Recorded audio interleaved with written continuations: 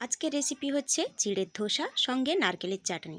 সবারই প্রত্যেক দিনে একটা টেনশন থাকে সকালে ব্রেকফাস্টে কি বানাবেন। তো এটা ঝটপট হয়ে যায় আর খেতেও কিন্তু সুন্দর হয়। তো ভিডিওটা ভালো লাগলে পুরো ভিডিওটা দেখার অনুরোধ রইল আপনাদের কাছে।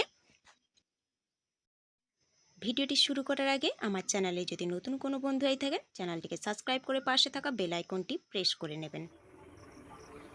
নমস্কার বন্ধুরা, কেমন আছেন সবাই? আমি ভালো আছি, আশা করি আপনারাও ভালো আছেন। আজকে আবারও একটা নতুন ভিডিও নিয়ে চলে এসেছি পাঁচফোড়নে। তো আজকে আমি বানিয়ে দেখাবো সকালে ব্রেকফাস্টের রেসিপি, একটা চটজলদি রেসিপি চিড়ের ধোসা। তো চলো তার জন্য আমি কী কী নিয়েছি দেখিয়ে দেবো। এখানে নিয়েছি চিড়ে এক বাটি, নিয়েছি সুজি এক বাটি, নিয়েছি টক দই, আর নিয়েছি নুন, একটু বেকিং পাউডার নিয়েছি, আর সাদা তেল। এখানে আছে চাটনির জন্য নারকেল, একটু ছোলার ডাল আছে, আর আছে ধনেপাতা কুচি কিছুটা, 3টে কাঁচা লঙ্কা, একটা লেবু, আর একটু আদা রেখেছি। তো চলো প্রথমে আমি নিয়ে নেব একটা, কারণ সুজিটাকে দেব। সুজিটা আমি নিয়ে নিলাম। এবার আমি চিড়েটাকে ধুয়ে নেব জল দিয়ে। চিড়েটাকে ধুয়ে নিতে হবে।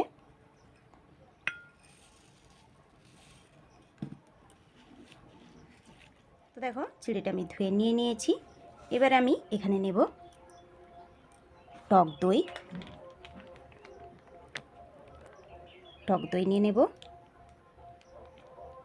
যেহেতু চিড়ে আছে আমার এক বাটি, তার থেকে একটু বড় বাটিতে নিয়েছি সুজি এক বাটি, তাই টক দইটা আমি হাফ বাটি দেব,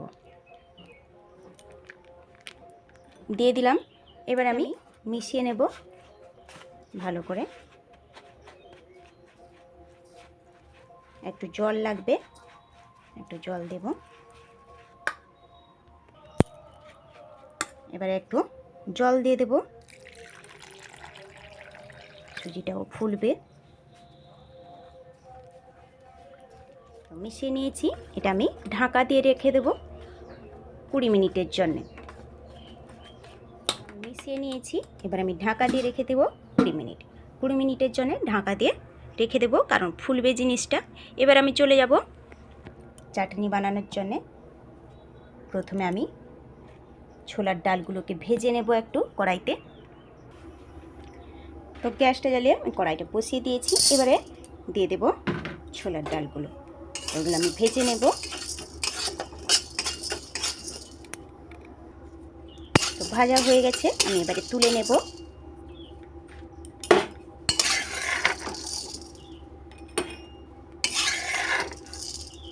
মিক্সিতে আমি দিয়ে দিয়েছি নারকেল কুচিয়ে যে রেখেছিলাম, কেটে রেখেছিলাম, ওইগুলো আমি দিয়ে দিয়েছি। এবার আমি দিয়ে দেব ছোলার ডালগুলো যে ভাজলাম, ওইগুলো আমি দিয়ে দিলাম। এবারে দেব ধনেপাতা কিছুটা, এখানে পুদিনা পাতাও দিতে চাইলে দিতে পারেন।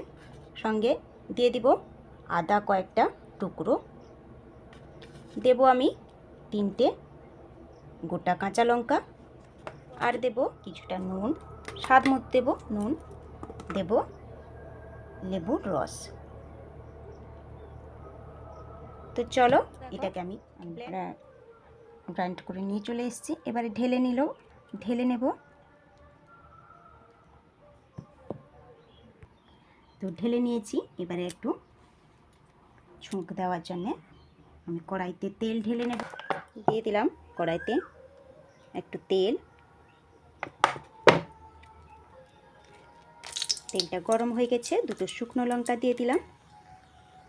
এবারে আমি দিয়ে দেব 1 চামচের মতো কালো সর্ষে, আর দেব কারি পাতা। এবারে আমি গ্যাসটাকে অফ করে দেব।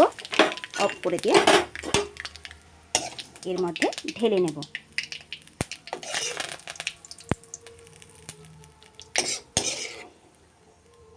এটা তৈরি, মিশিয়ে নিলেই এটা তৈরি। তো চাটনি একদম কমপ্লিট। এবারে আমি চলে যাব, ঢাকা দিয়ে রেখেছিলাম।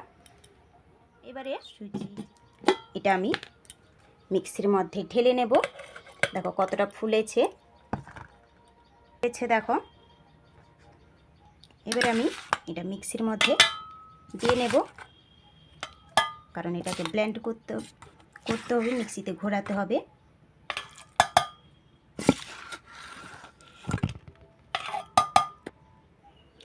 তো আমি ঢেলে নিয়েছি।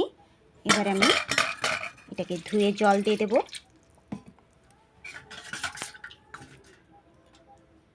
এটাতে দিয়ে দিলাম জল।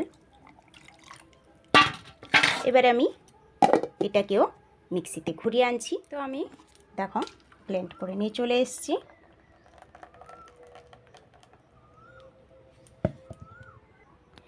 এবারে আমি এর সঙ্গে মেশাবো স্বাদ মতো নুন,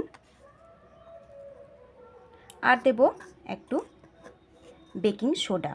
যদি না চান তাহলে কিন্তু ইনো ব্যবহার করতে পারেন, তবে আমি বেকিং সোডা ছিল, ইনো হাতের কাছে নেই, তাই আমি বেকিং সোডাটাই ইউজ করলাম। তো এটাকে আমি ভালো করে একটু মিশিয়ে নেব। দেখো কীরকম আমি পাতলা করেছি, দেখতেই পাচ্ছ তোমরা, এরকম কিন্তু পাতলা হবে। তো দেখো আমি এখানে নিয়ে চলে এসেছি ফেটিয়ে নিয়ে। এখানে আমি গ্যাসে কড়াই বসিয়ে দিয়েছি, কারণ আমার ননস্টিকের তাওয়া কিন্তু নেই, তার জন্য আমি কড়াইতেই বানাবো। কড়াইটা আমি গরম করে নিই। প্রত্যেকবারই কিন্তু একটু টিস্যু পেপারে তেল কিন্তু ঘষে নেবেন, ব্রাশ করে নেবেন। আর প্রত্যেকবার ঢালার আগে কিন্তু ব্যাটারটাকে ফেটিয়ে নেবেন।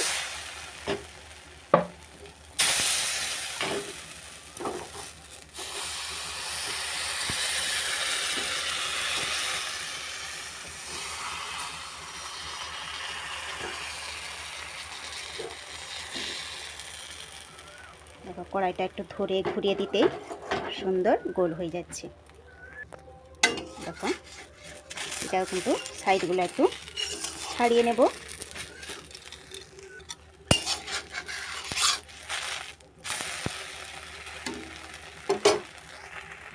চাইলে কিন্তু একটু তেলও দিয়ে দিতে পারেন, কিন্তু না চাইলে না দেওয়ারও দরকার নেই। হয়ে গেছে, এটাও আমি নামিয়ে নেব। খুব তাড়াতাড়ি কিন্তু এটা হয়ে যায়, ঝটপট হয়ে যায়। তো সবগুলো আমি এইভাবে বানিয়ে নেব। তো দেখো আবার একটা তৈরি হয়ে গেল। দেখো তুলে নেব এটাকে। এটা লাস্ট আমি ফেলে দিয়েছি, এটা হতে থাক, ততক্ষণে আমরা প্লেটটা সার্ভ করে নিই, সাজিয়ে নিই।